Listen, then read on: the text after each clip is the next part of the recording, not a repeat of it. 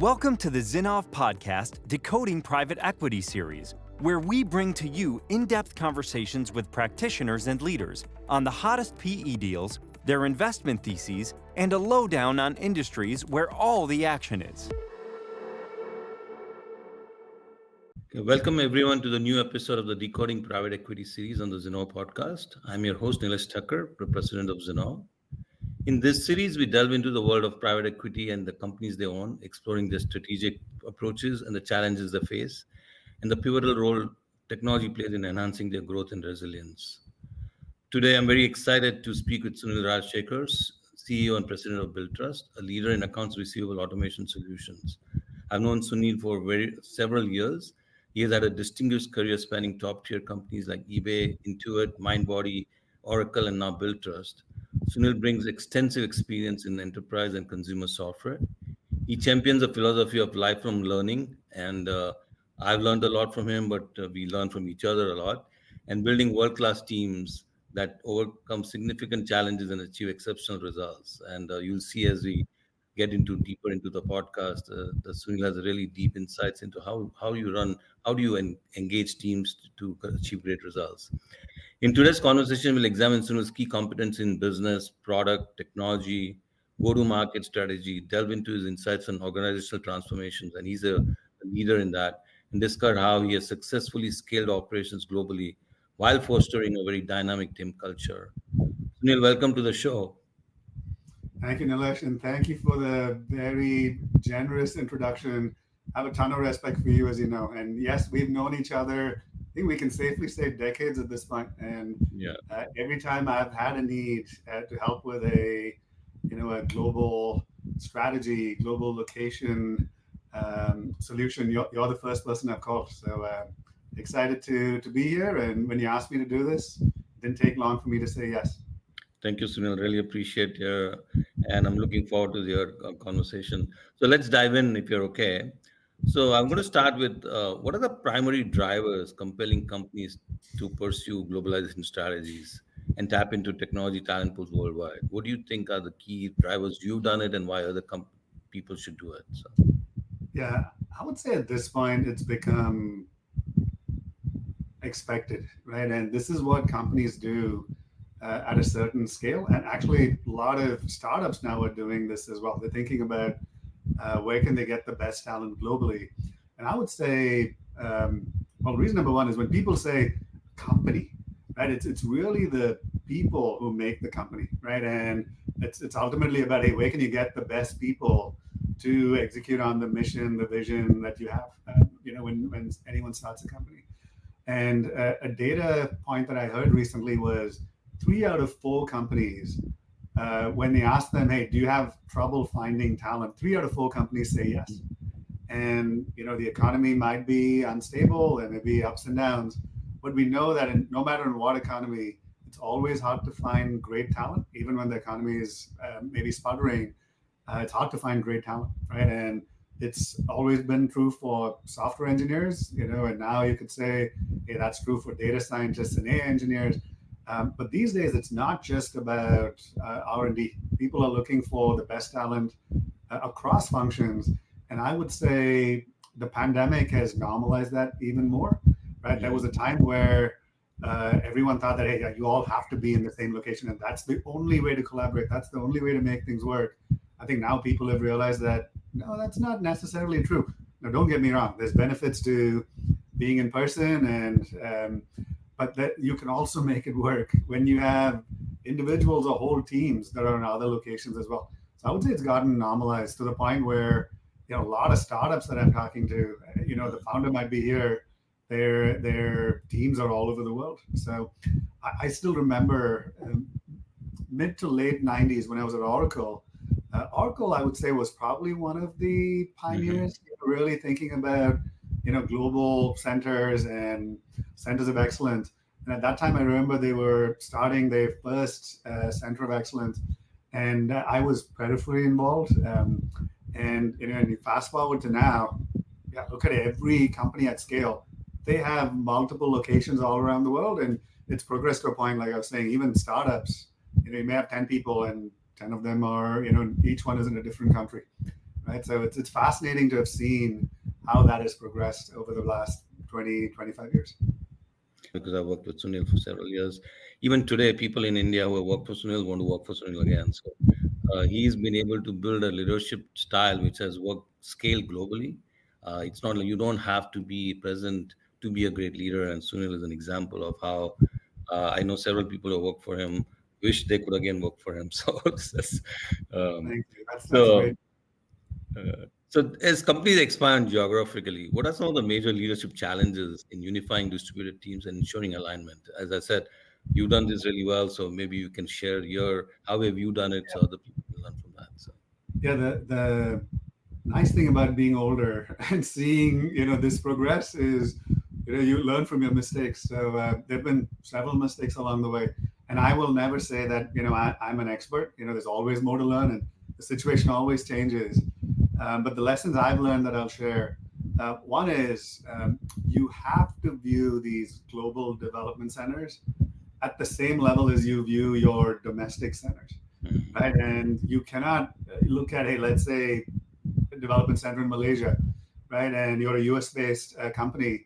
If you're viewing that as, hey, we'll keep all the cool work in the US and we'll sell all the grunt work to Malaysia, that might have worked maybe 20 years ago, not anymore, right? Even like globally, there's this choice. So, one lesson learned is you have to look at these global development centers just like you would view another development or another center in another city in the country, right? So you should view it like, hey, another center you have in New York or Portland. Malaysia just happens to be in a different time zone, but you got to view it at the same level. So that has ramifications, of course. So one is quality of the work. So it can't be the grunt work. So that's important. Everyone has choice globally now. So you have to make sure that it's interesting work and not just the grunt work. That's one. Two is you want to make sure that that team is as autonomous as possible. One Mhm. rule of thumb that I've always shared with folks I've worked with is if you need to talk to those teams daily, it's not set up the right way because that Right. means that it's too interrelated.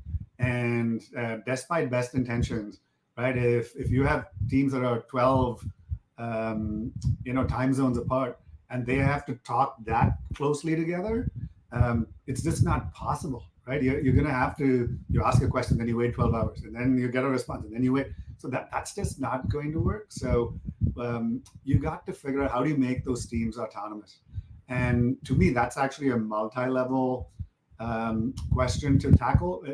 If you're talking about R&D, let's say, right? So you got to think about, hey, is the product that we're thinking about having this other team work on, let's again go with Malaysia, is it architected in a way where these teams can handle it without again needing to every time they want to Mhm. write a piece of code, they have to check with an architect, let's say stateside. Right? That's not going to work. So architecture wise, have you gotten it to the right point where it's a little more componentized and there are teams that can take ownership of whole components? It also bleeds into scope of ownership, right? And you got to make sure that you have very clear lines of ownership that you're providing the team. And yeah, the clearer, the better. That way they know decision rights. These are the decisions I can make.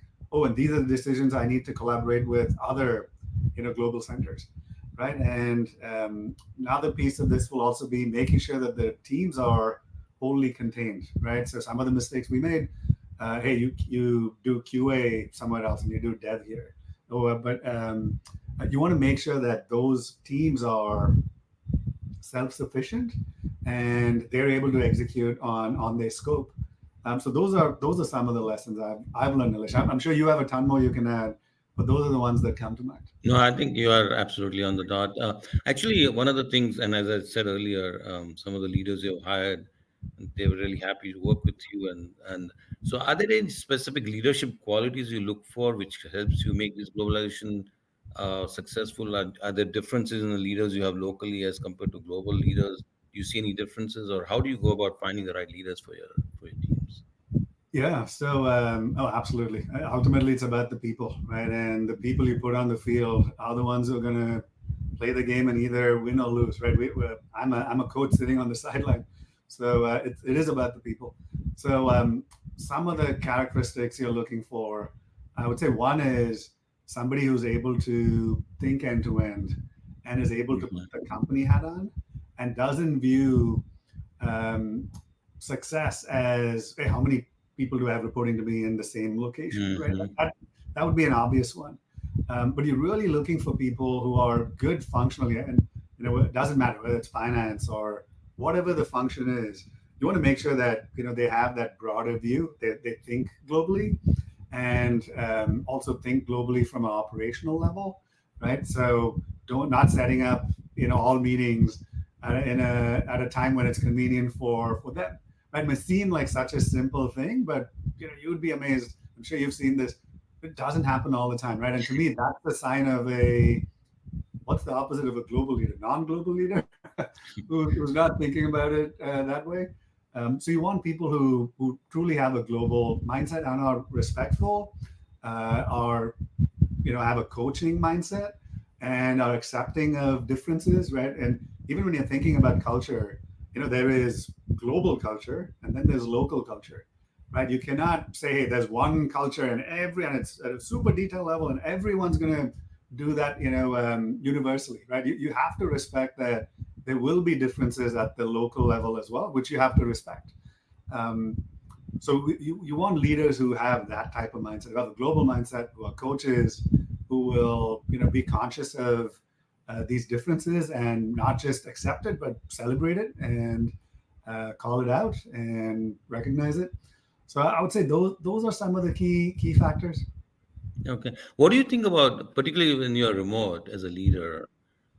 What do you think about the ability to influence the leaders globally and up manage so that they are able to bring in the right mindset? And what do you think about that? Is that a requirement having a globally influential leader so they are able to influence? Because otherwise, you're a remote location. If you're unable to influence globally, you may not be able to leverage your global teams most effectively. I don't know what you think about that. So. So, yeah. So in terms of leaders of these global sites, a big part of it is execution, of course, because ultimately Yeah. results are the best proof point. Um, but until that happens, and even after that happens, I would say influence skills are really important. You need to be able to articulate your vision, articulate your plans, and because in the beginning there is going to be some faith that's required, right? If the expectation is, hey, we set up a new global center and on day one, man, it's operating at 100% peak capacity, just like any other site that's been there. That's not going to happen, right? But so it is going to require somebody who's got influence skills, who's got good communication skills, and has the gravitas to get people bought into the vision, bought into the plans, and then follow that up with execution. Because if it doesn't happen, then you're just telling everyone a story, and that's not going to go anywhere. So yeah, that's key as well. So that actually segues into my next question.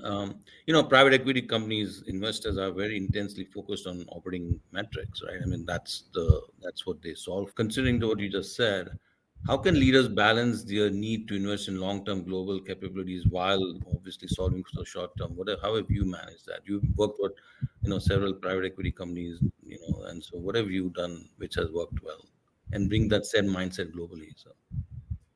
Yeah. So one key difference between private equity versus VC-backed companies or public companies is I would say, the time horizon that these companies are solving for, and secondly, the focus on execution. Right. Like VC companies, back companies, I would say, are typically solving for like a 10 plus year horizon, right? It's like, hey, what's hey, we're going to change the world idea, and that's what has created all these amazing companies. So it makes sense.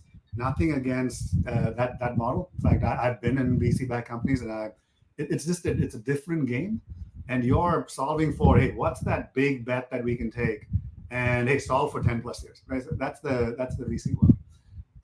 Public companies are on the other end of the spectrum, where it's a much shorter time frame, right? You're solving for, the pressure is to solve quarter to quarter. Some companies do better balancing the long term and the short term. But most companies fall into that. We gotta solve for the quarter. Now the private equity backed firms, I would say, are in the middle, right, where it's more of a 4 to 5 year time horizon that they are looking at, and the best private equity companies are the ones who are thinking longer term, and they want to make sure that they're future proofing the company, which EQT, which is the firm that I work with now, talks about a lot. They talk about future proofing the companies, which means that they're thinking long term as well.